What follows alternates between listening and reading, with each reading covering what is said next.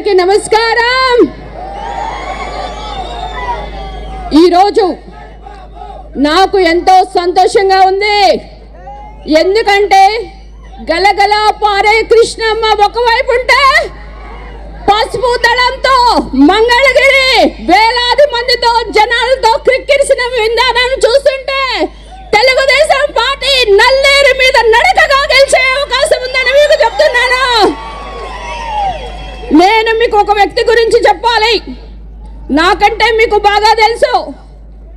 ఆయన ఎవరంటే పరిపాలనలో శ్రీరామచంద్రుడు, ఆపన్న సేవలో కర్ణుడు, పట్టుదలలో విక్రమార్కుడు, రాజీ లేని పోరాటం చేసే అర్జునుడు, ప్రాజెక్టులను అనుసంధానం చేసిన అపర భగీరథుడు, సైబరాబాద్ సృష్టించిన విశ్వామిత్రుడు. ఆయన ఎవరు? Other than CBN. 40 years industry, 14 సంవత్సరాల ముఖ్యమంత్రి, సుదీర్ఘ రాజకీయ యాత్ర. ఇది మనందరం కూడా తెలుసుకోవాల్సింది. సిబిఎన్ చంద్రబాబు నాయుడు గారంటే ఒక బ్రాండ్. ఈరోజు మరి ఎత్తిన పసుపు జెండా దించకుండా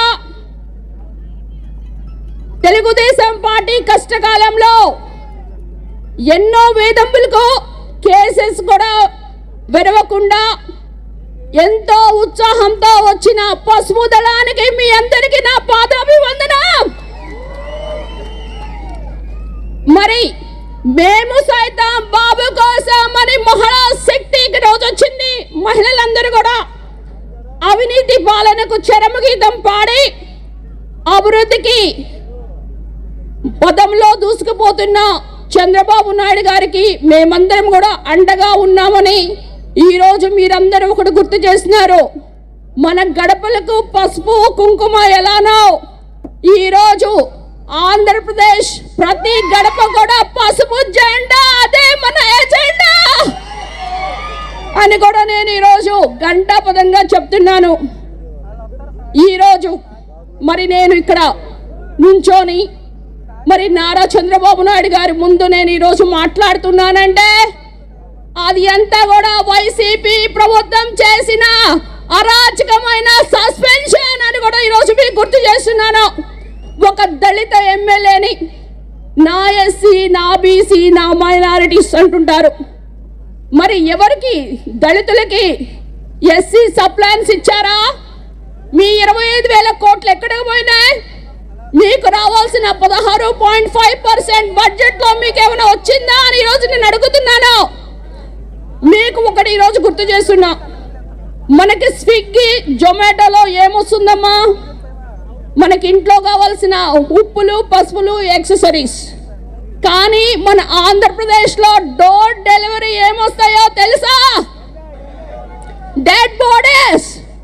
అంటే ఒక డ్రైవర్ సుబ్రహ్మణ్యం దళితుని చంపిన వ్యక్తిని అనంతబాబు ఎమ్మెల్సీని పక్కన కూర్చొని మరి రాక్షస ఆనందం పొందుతున్న సీఎం, ఆయన దళితులంటే ప్రేమ. ఈరోజు మిమ్మల్ని అడుగుతున్నాను. మరి సొంత చెల్లి తల్లిని పరాయి రాష్ట్రాల్లో పంపించిన ఆయన దళితులంటే చాలా, నా అక్క, నా చెల్లి అంటే మీరందరూ నమ్ముతారా అని నేను అడుగుతున్నాను. మరి ముఖ్యంగా అమరావతి, నేను అమరావతి ప్రాంత ఎమ్మెల్యేని. మరి అందరికీ చెప్పాను అమరావతి ఇక్కడే ఉంటుంది. మరి మీరు ఢిల్లీ చూడలేదు, ముంబై చూడలేదు, చెన్నై చూడలేదు అనుకోకూడదు. ఎందుకంటే అమరావతి అంతకంటే గొప్పమైన నగరంగా జగనన్న కడతాడు అని చెప్తే నాకు ఓట్లేసారా మీరందరూ? కానీ వేసిన తర్వాత అసలైన చరిత్ర స్టార్ట్ అయింది. 3 రాజధానులు.